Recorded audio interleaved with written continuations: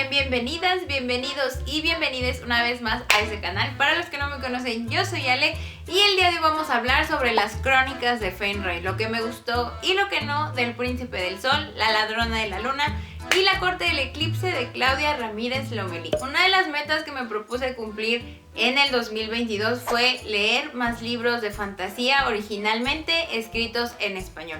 Y desde que esta fue una resolución para mí, los libros de Cloudreads Books siempre fueron mi objetivo. Sobre todo porque desde que salió el primero en el 2018 tenía muchas ganas de hacerlo, pero siempre sentí que había mucho hype a su alrededor y en cierta forma no quería que mi juicio se nublara por el cariño que le he llegado a tener a la autora como creadora de contenido, a la que he seguido y no me he perdido uno solo de sus videos desde enero de 2014. Finalmente, este año que acaba de pasar decidí que ya estaba lista para por fin acercarme al Príncipe del Sol y así lo hice en el formato de audiolibro.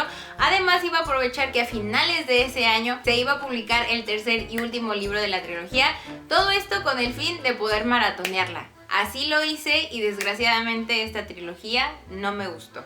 Antes de comenzar me gustaría aclarar que todo lo que estoy a punto de decir es exclusivamente a título personal. No pretendo ofender a nadie con mis palabras, sino más bien poner en orden todos los sentimientos encontrados que tengo respecto a esta historia. Y para hacerlo y justificar mi sentir, tengo que decirles que esta reseña, opinión o análisis, como ustedes gusten verlo, va a tener spoilers. Y ya, para no hacer esto muchísimo más largo de lo que ya va a ser, ¿de qué va el Príncipe del Sol? Esta historia se desarrolla en un mundo ficticio llamado Fenrir, que se divide en dos principales territorios: Alariel, la Nación del Sol, e Hilardia, el Reino de la Luna. Ambas naciones han mantenido la paz por 1000 años, pero esta historia arranca cuando el príncipe Emil tiene que ascender al trono de la Nación del Sol de una manera bastante repentina debido a que su madre, la reina Virian, ha desaparecido y esto amenaza con la paz que han mantenido estos dos territorios. Ok, dicho esto, empecemos por partes. El primer punto que quiero tocar aquí es la trama. Este para mí es el punto fuerte de la autora. Presenta historias bastante dinámicas y bien estructuradas. Es muy claro que ella sabe hacia qué punto quiere llevar la historia individual de cada libro. Además, hace algo que en mi opinión hace un estupendo escritor, que es crear un buen gancho. Y a pesar de que tuve ciertos problemas con el estilo de su escritura al principio del Príncipe del Sol, tengo que decir que la opción de abandonarlo salió volando por la ventana después del capítulo número 7. La historia fue aumentando gradualmente de ritmo hasta concluir en un muy intenso clímax y un final satisfactorio. Y teniendo en cuenta la villana que se nos presenta en esa última parte del Príncipe del Sol, sí tengo que decir que a mí la Ladrona de la Luna me gustó muchísimo más, por el hecho de que su argumento me pareció mucho más interesante. Conocemos nuevas dinámicas entre los personajes, nuevos territorios y hay un cierto grado de complejidad en las aventuras que van a vivir estos personajes, que a mi modo de ver se manejaron de una manera bastante exitosa, mismo hecho que hizo que mis expectativas por la Corte del Eclipse aumentaran considerablemente, pero tengo que decir que estas mismas no se me cumplieron. Ahora, dejando atrás la parte bonita, sí hay dos fuertes observaciones que tengo que hacer. La primera de ellas es que, viendo la historia de estos tres libros, los conflictos a los que los personajes le tienen que hacer frente tienden a solucionarse de una manera bastante conveniente y a veces inverosímil. Por ejemplo, en el primer libro, cuando este grupo de amigos responde por fin al llamado a la aventura, ellos se encuentran en un lugar hostil y desconocido para ellos. No conocen absolutamente a nadie y la primera persona con la que se topan es la que les da la clave para resolver ese primer conflicto. En el segundo libro hay un personaje que no estaba muerto, sino que andaba de parranda y se carga por completo la explicación de por qué este grupo de personajes lleva deprimido casi un año. Y en el tercer libro hay un posible problema diplomático que se soluciona mediante una guerra de comida. Y es que este mismo punto fue mi mayor problema con la Corte del Eclipse.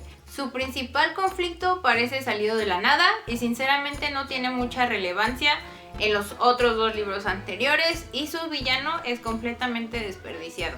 Ahora, ¿a qué voy con esto? En este tercer libro hay un nuevo aspirante al trono, proveniente del movimiento de los rebeldes de Lestra. Este nuevo personaje se nos presenta muy tarde en la historia, solamente para morir 3 capítulos después. Y este levantamiento por parte de los rebeldes, que bien podríamos calificar como una guerra civil, se soluciona con una única batalla sin analizar sus verdaderas causas y posibles soluciones, y de la que todos los personajes principales salen vivos. Y vuelvo a lo mismo, la conexión que hay entre este movimiento social y los 2 libros anteriores, es decir, El Príncipe del Sol y La Ladrona de la Luna, es demasiado tenue, con así decirlo que solamente puedo verlo con claridad en 2 ocasiones, que es en El Atardecer Rojo de Son y con los atentados que ha sufrido Emil al inicio del segundo libro, porque en cada libro los personajes están más preocupados atendiendo otros problemas en lugar de tratarlos de una manera paralela. Y esto me lleva a mi segunda observación. Individualmente cada libro tiene un objetivo muy definido y que al final de cada novela se cumple, pero viendo las 3 novelas como parte de un todo, mi mayor pregunta es, ¿esto para dónde va? ¿Cuál es el plan? ¿Cuál es esa razón por la que esta historia se tiene que alargar tanto como lo hizo? Es decir, sé cuáles son las batallas, pero no cuál es la guerra. Por ejemplo, en El Señor de los Anillos pasamos Moria, está la batalla del Abismo de Helm, la batalla del Pelennor, pero al final de cuentas el objetivo principal es destruir el Anillo Único y con esto a Sauron. En Avatar, la leyenda de Aang, hay que evitar que la Nación del Fuego tome los territorios de la tribu Agua del Norte, evitar que tomen Ba Sing Se, pero a final de cuentas el objetivo principal es derrotar al Señor del Fuego, Ozai, poner en orden a la Nación del Fuego y restaurar el equilibrio. Y en los Juegos del Hambre el objetivo es sobrevivir a los Juegos del Hambre, sobrevivir al vasallaje de los 25, pero la meta principal es destruir el Capitolio. Y teniendo estos 3 ejemplos anteriores, creo que es bastante evidente que El Príncipe del Sol no plantea esa meta en común desde el principio. Sí, hay conectores entre las novelas, pero no están demasiado claros y tampoco se les da la importancia debida. Ya pasando al segundo punto, que tiene que ver con la construcción de mundo y el sistema de magia, tengo que decir que a grandes rasgos estoy satisfecha con el mundo que la autora plantea. Aunque eso sí, me habría gustado verlo un poco más detallado, o en otras palabras, me habría gustado conocer más sobre la cultura de Alarielle e Hilardia, cómo visten, y no solamente verlo en las ilustraciones y no solamente verlo a través de los ojos de la nobleza, a qué sabe su comida, a qué huelen sus perfumes, cómo se escucha en sus calles, etc. Y con lo que tiene que ver con el sistema de magia, tengo que decir, me parece que está bien construido y bien estructurado, con límites claros. Ya con lo que respecta a los personajes, para mí y en cualquier historia, esta es la joya de la corona, el santo grial, el punto en el que yo más me fijo. Porque, y citando a Henry Cavill, los personajes hacen a la historia. Pero obviamente aquí vamos a empezar con los aspectos positivos y tengo que recalcar a 3 personajes en particular, y el primero de ellos es Gianna. Para mí es un total enigma porque este personaje es tan odiado para el fandom. Este es el mejor personaje de toda la trilogía. Sí, desespera a veces, pero verla empoderarse en estos 3 libros fue delicioso. Siento que en ella es bastante evidente ese arco de desarrollo, pero además sus capítulos fueron en los que yo sentí que la autora estaba muchísimo más cómoda. Fueron los mejor escritos. A pesar de eso, tienen algunos fallos, pero en lo personal no me molestan en absoluto. Además de que aplaudo el esfuerzo que hizo la autora por evidenciar otras formas de violencia, como lo es el abuso emocional y la manipulación.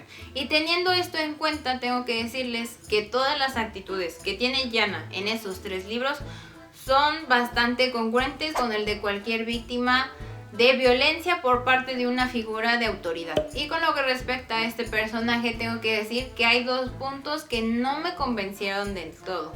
El primero de ellos fue su repentina desaparición en La Ladrona de la Luna. ¿Cómo por qué? Y sobre todo porque esta desaparición solamente es para darle el protagonismo a otro personaje que en lo personal me cae bastante mal. Y el segundo corresponde a un hecho que acontece en el 3er libro, es decir, en la Corte del Eclipse, y estoy hablando de la solución al conflicto que hay entre Gianna y su mamá, Marietta.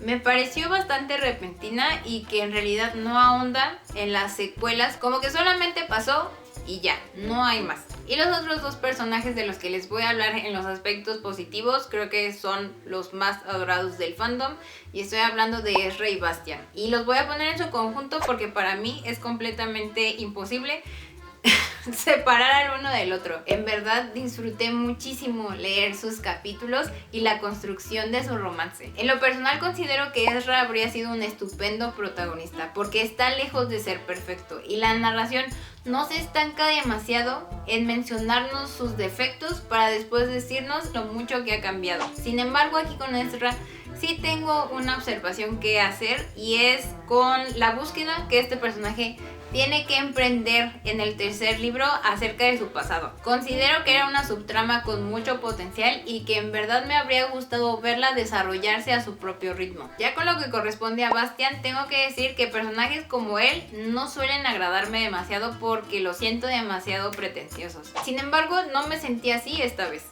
Tengo que decir que disfruté mucho su sentido del humor y sobre todo esa disposición a sobrepasar ese miedo a sentir y ser vulnerable.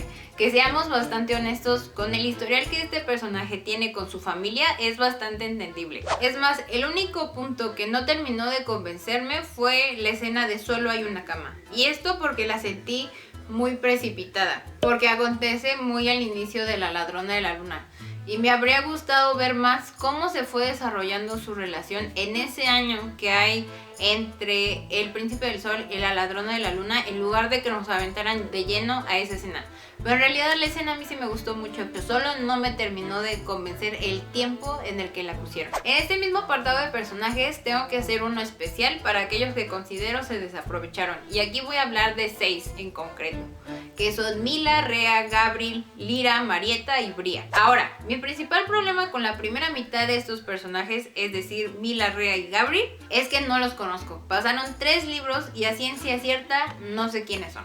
Reconozco sus nombres, recuerdo sus participaciones en la historia, pero de su personalidad no tengo ni idea. Sé que Mila es la voz de la razón y que Gabriel tiene problemas con su temperamento, pero porque la historia me lo dice, no sus acciones. Eso sí, considero que hay un punto bastante rescatable con estos dos personajes, con Mila y Gabriel, y son sus interacciones con Gianna en el segundo libro, La Ladrona de la Luna. Creo que en esos muy breves momentos pudimos ver un poco más de sus personalidades y sobre todo cuál es el lazo de amistad que los une a ellos tres. Pero en cuanto a Rhea y su romance con Mila, tengo que decir que yo no las puedo shippear. Y aquí sí aplaudo el esfuerzo de la autora por ser más incluyente, porque seamos honestos, en el género de la fantasía hace falta mucha representación de mujeres amando a otras mujeres, pero no puedo shippearlas porque no las conozco como individuos, no sé quiénes son, no sé cómo son, no puedo meter las manos al fuego por las razones por las que ellas son la una para la otra o por las cuales se complementan, porque desgraciadamente la historia no me dio las armas para hacerlo. Ahora, mi problema con Bria, Lyra y Marietta es completamente distinto.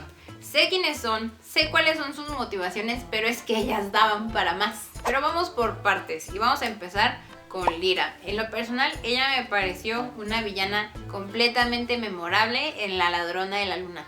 Su personalidad, su caracterización, todo en ella me gustó. Sobre todo cómo se ligó esto hacia lo que es el culto a Avalon. En serio. Pero Lyra en la Corte del Eclipse solo apareció una vez. Y esa única vez fue porque Elliot necesitaba respuestas. Y para alguien tan memorable como Lyra, y que había causado tantos problemas, yo pensé que le iban a dejar causar más problemas. En serio, me habría gustado ver más de este personaje en ese tercer y último libro. Y con lo que corresponde a Marietta, siento que su final fue hasta cierto punto caricaturesco. Y ella no se lo merecía porque durante 3 libros esta mujer se hizo odiar y con ganas. Este personaje en la Corte del Eclipse, sobre todo en la última parte en la que ella aparece, parece que pierde la cordura y no de una manera impactante como lo hace Azula en Avatar, la leyenda de Aang. Simplemente la perdió para que se le aflojara más la muñeca y pegarle más veces a Gianna. Y su última aparición en la historia es tan repentina que en serio yo me quedo con cara de ¿eso fue todo? ¿Y dónde está su castigo? En serio, les juro que solamente me distraje para bajarme del metrobús y Marietta ya había dejado de respirar. Y por último tenemos a Bria. Sinceramente este es el personaje que más me molesta la manera en la que se manejó. Me da la impresión de que solamente se creó a Bria en este libro para llevarla al matadero con el único fin de demostrar que los buenos son muy buenos y los malos son muy malos. Y ya el último punto que quiero tocar en ese apartado de personajes corresponde a los que yo considero los más débiles, o en otras palabras, los que menos me gustaron. Y desgraciadamente son sus protagonistas, Emil y Elion. Y creo que mi mayor problema con ambos es que continuamente la historia me los quiere pintar como alguien que verdaderamente no son. Pero igual, empecemos por partes, y la primera en pasar al paredón va a ser Elion. Aquí con ella sí tengo que decir que al principio de la historia, sobre todo en el Príncipe del Sol, no me caía mal. De hecho, me gustaba que fuera osada y muy echada para adelante. Si acaso solamente me sacaba de onda que siempre estuviera feliz, pero de ahí nada más. Sin embargo, mi desagrado hacia este personaje tiene un punto de partida bastante específico. Porque en cuanto a este grupo de amigos se ofrece a ayudar a Emil en la búsqueda de su mamá, porque ya para ese entonces la reina Virian ya tenía varias semanas desaparecida, el primer impulso de Elion es alegrarse porque por fin se ha presentado la oportunidad para vivir la aventura que ella tanto desea. Lo que en mi opinión hace de ella una persona bastante egoísta, insensible y no una muy buena amiga. No sé si aquí estoy siendo exagerada, pero a mi modo de ver el tema de la desaparición de personas es bastante serio y sensible.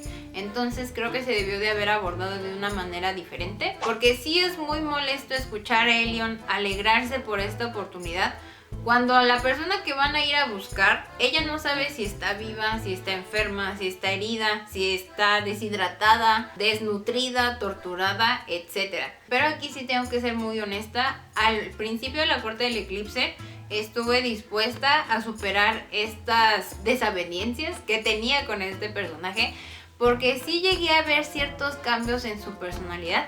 Sin embargo, muy pronto la historia me recordó por qué Elion me cae tan mal. Y por otra parte, con Emil tengo que decir que este personaje nunca me simpatizó. Me fue muy difícil poder empatizar con él. Y no por el hecho de que tenga inseguridades, sino porque nunca la supera. Y aquí sí tengo que decir que personajes como el arquetipo que pretendía ser Emil me gustan bastante. Me gusta que no sean ese tipo macho alfa que va a ganar todo, sino que tengan este aspecto de vulnerabilidad. Ejemplos de estos muy claros: Zuko de Avatar, la leyenda de Aang, Simba del Rey León, Newt Scamander de Animales Fantásticos y Dónde Encontrarlos, y mi favorito de todos, Fit Chivalry for Sir o Traspié Hidalgo Batídico de los libros de Robin Hood. Pero a diferencia de Emil, con los personajes que les acabo de mencionar, fue muy fácil para mí empatizar con ellos porque vi la fuente de sus inseguridades desde un principio.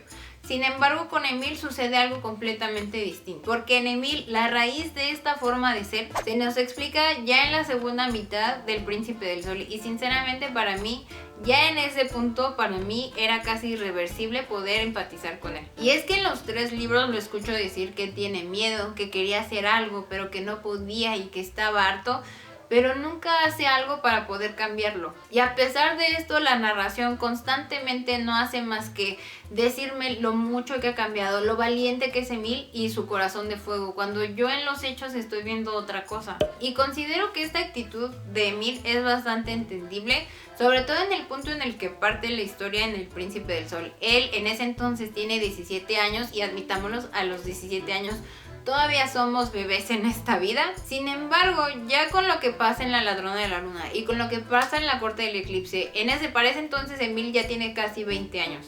Y esta actitud ya no me parece coherente ni con ese rango de edad, ni con todo por lo que él ha pasado. A lo mejor estoy siendo muy severa con él, pero hay un punto que respecto a este personaje me hace mucho ruido, y es que en verdad yo no veo por qué Emil sería un buen rey. Literal, nunca lo vi trabajando para su pueblo. Lo veía más preocupado por solucionar sus problemas personales, que terminaron afectando a sus súbditos, y que además no sabía tomar decisiones porque, claro está, no quiere lidiar con las consecuencias que éstas podrían traer. Pero lo que más me molestó es que él se rehusaba a tomar decisiones difíciles, pero se ofendía cuando alguien más lo hacía por él. Y ya por último pasamos a estilo y redacción. Este ya es el último punto que quiero tocar en este video. Leí varias reseñas que argumentaban que el estilo de narración les había parecido un tanto infantil, y yo la verdad no me siento así. Esa no es la impresión que me dio. Más bien lo que siento es que al estilo de la autora le faltó tiempo para sentarse, echar raíces y florecer antes de publicar El Príncipe del Sol. En general, al acercarse a esta historia es muy fácil sentirse en Fenrir y sobre todo imaginarse las escenas que esta autora describe, sobre todo las de acción. Ahí sí tengo que decir que mis respetos, lo hizo bastante bien. Y aquí en verdad quiero que me pongan atención. Considero que esta autora tiene mucho talento y un gran camino por delante. Es creativa, tenaz y estoy segura que en un futuro nos va a traer grandes novelas.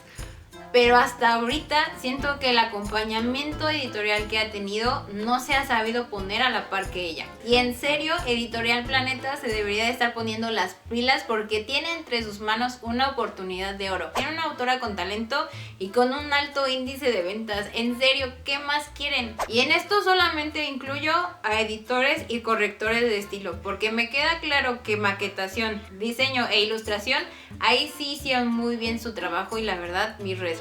Ahora, ¿esto por qué lo digo?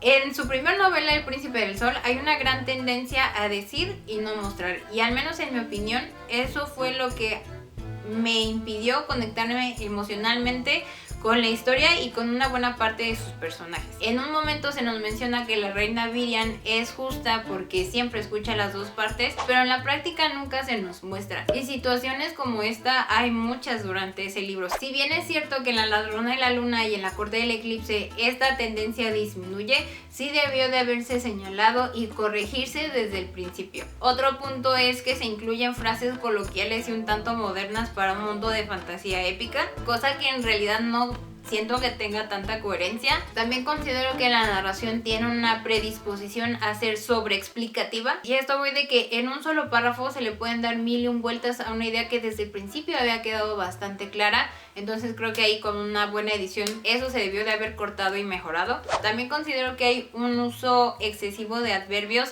pero adverbios de cierto tipo, y estoy hablando de tristemente, velozmente, débilmente, perfectamente, etc. También el estilo de redacción de esta autora tiene una muletilla muy cargada que es había. Asimismo hay repetición de palabras y hay una tendencia muy marcada a repetir una palabra 3 veces con tal de darle énfasis. Y creo que esa no es una muy buena opción porque entorpece mucho la lectura. De hecho, este punto está muy marcado al final de La Corte del Eclipse y al menos a mí sí me arruinó la experiencia. Sí hubo un momento en el que, tengo que ser muy sincera, sí me desesperó. Pero todos estos puntos se pudieron haber solucionado si en verdad el equipo editorial se hubiera puesto a hacer su trabajo. Sí, soy muy consciente que el trabajo de un editor y de un corrector de estilo jamás va a ser matar el estilo del escritor, pero sí su trabajo es guiarlo y pulirlo para que la lectura sea disfrutable y agradable para cualquier lector. Y el hecho de que estén estos puntos tan marcados en una obra ya terminada me da la impresión de que el equipo editorial solamente hizo su trabajo, pero de una manera bastante superficial. Ya para concluir, sí tengo que decir que seguiré apoyando a la autora como creadora de contenido literario en redes y como escritora. En verdad estoy muy ansiosa por ver su crecimiento en esta nueva área creativa porque considero que tiene mucha potencial y una gran imaginación. Sí me gustaría ver estos detalles mucho más pulidos y que no sean tan repetitivos en sus libros posteriores. Y una vez más vuelvo a recalcar que todo lo que yo dije en este video es exclusivamente a título personal. Yo no tengo la verdad absoluta. De hecho, a mí me da mucho gusto que haya tanta gente disfrutando de estos libros, porque sin duda van a ser lectores que se van a acercar con más confianza al género de la fantasía. A mí me encantaría saber su opinión acerca de estos 3 libros, si ya los leyeron, si no los leyeron, si tienen planes para hacerlo, si les gustó, si más o menos les gustó o si tampoco les terminó de convencer. Ya saben que yo estoy muy al pendiente de sus comentarios. También, si este video les gustó, no olviden darle like, suscribirse si no lo han hecho, y si ya lo hicieron, no olviden activar el botoncito de la campanita para que YouTube les avise cada vez que yo subo un video nuevo. Eso ha sido todo por mi parte, espero verlos muy pronto y hasta luego.